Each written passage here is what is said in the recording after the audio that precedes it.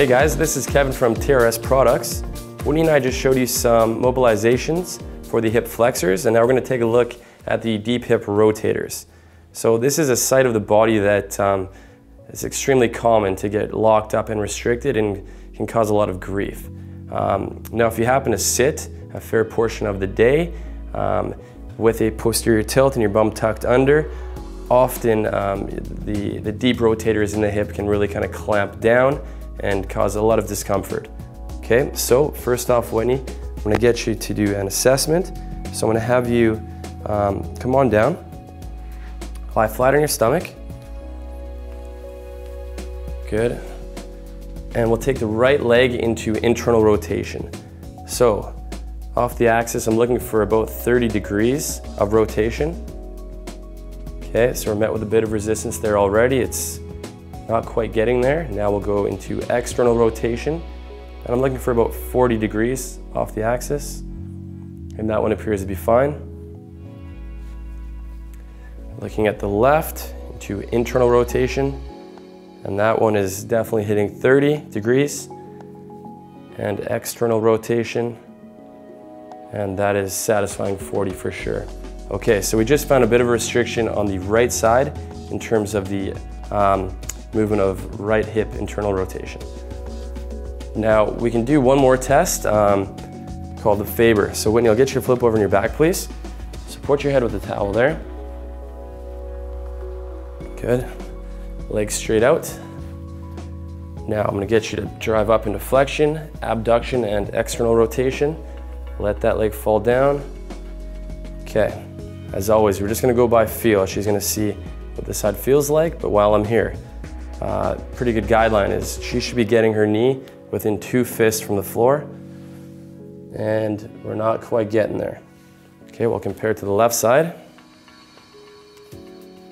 Let that leg relax, making sure we're not popping up. Good. And she's definitely closer on this side, but it's also a bit restricted. Okay, good. Let's come up to the bench. Now you're going to have a seat utilizing the contour of the Activ8r. The right side there, good. Now Whitney, I want you to find the ball and socket of the hip, okay, the head of the femur. Now, as you can tell, she's in a relaxed position. Her feet are on the floor, her hands are supporting her body on the bench for the most part. Good, and there may be a handful of sites in the hip. They're gonna be really tight and restricted, so you may wanna spend a few minutes here, okay? But for this site, 20 to 60 seconds, and then you can move on. Good. Okay, so now we're going to take the tissue through its dynamic range of motion. So when you come on off, I'll get you down on the floor, please, and we'll do the commonly known as pigeon in the yoga world. Good, so making sure your spine is neutral. Now to increase the depth of the stretch, you're going to pull that foot up a little higher. Good. Now, we normally do 10 repetitions. For now, we'll just do 3. I'd like you to sink your weight down into the hip. 1 second down, breathe in, ease off and relax. Good, and one more. Relax that hip, good. Okay, and we can approach this from a different angle. I'm gonna get you to lie on your back, please. So once again, head on the towel there. Good. So let's place the right foot on top of the left knee. Now, ideally, she can just use a wall and place that left foot against the wall so that she's supported. Now, make sure you're not twisted through the hips at all. Now, I want you 10 times to press. 1 second up towards me and ease off. We'll just go to 3 for now. Good. And there we go. Excellent.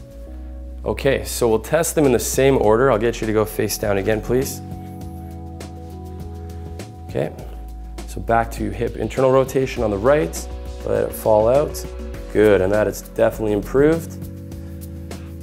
Reference with external, and that's the same. Great.